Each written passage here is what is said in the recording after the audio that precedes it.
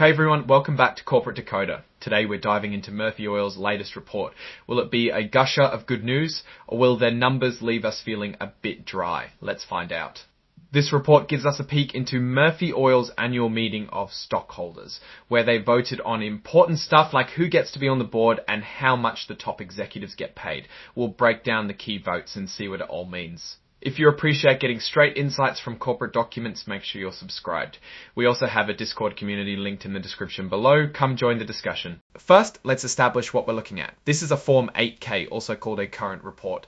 Companies file these with the Securities and Exchange Commission, or SEC, to announce major events that shareholders should know about. Think of it as an alert system for investors. This particular report is about the results of Murphy Oil's annual meeting on May 14, 2025.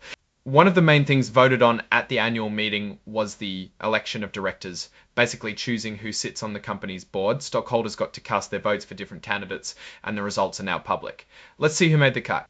Okay, here's the breakdown. Claiborne Deming got over 116 million votes for his election, with about 3.5 million voting against. Then there's Lawrence Dickerson, who received almost 118 million for votes and around 2 million against. Michelle Early pulled in about 18 million for votes, with roughly 1.2 million voting Campanile. Dalal went 18.7 million for votes, with roughly 1.2 million voting against.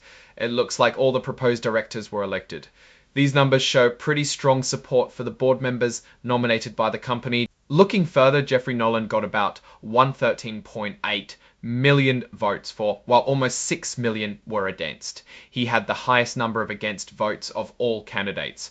Then we have Robert Ryan Jr. with 118 million for and 1.3 million against. Laura Sugg got 117.7 million for and about 2 million against. It's good to keep in mind that broker non-votes show the number of shares held by brokers who didn't vote on behalf of their clients. Next up, let's talk about how the company's top dogs are getting paid. Stockholders got to give their opinion on the executive compensation packages. This is an advisory vote, meaning the board isn't required to follow the stockholders' recommendations, but it's a good way to gauge investor sentiment. Alright, so here's how it went down. Over 112.5 million votes were cast in favor of the executive compensation, while about 7 million voted against it.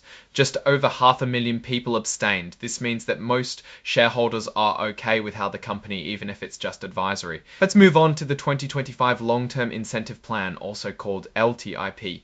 This is how the company plans to reward its employees, often with things like stock options or bonuses to keep them motivated and aligned with the company's success. It's basically a way to incentivize good performance over the long haul. Did the stockholders approve this plan? It looks like they did. Over 113.5 million votes were in favor of the plan, while about 6 million voted against. Just over stockholders are generally on board with Murphy Oil's long-term incentive strategy. Finally, we have the appointment of the company's accounting firm. Stockholders got a vote on whether they approved of KPMG as the independent auditor for 2025. Having a good independent auditor is important because they check the company's financial statements and make sure everything is accurate and above board. It's all about keeping things transparent and trustworthy for investors. So here's the verdict. Over 27.6 million votes were cast in favor of keeping KPMG as the auditor. About 3.2 million voted against and around 690,000 abstained. This is a pretty strong vote of confidence for KPMG. Now, let's step back and look at the bigger picture. This report tells us a few things. First, the board elections show that the company's leadership is generally supported by stockholders. Second, while most stockholders are okay with the executive pay, the number of against votes could be a signal that some investors think the executives are being overcompensated. Lastly, having the long-term incentive plan and auditor approved shows the company is trying to keep things transparent and focused on the future. From the numbers alone, Murphy Oil seems to have a pretty good relationship with its investors.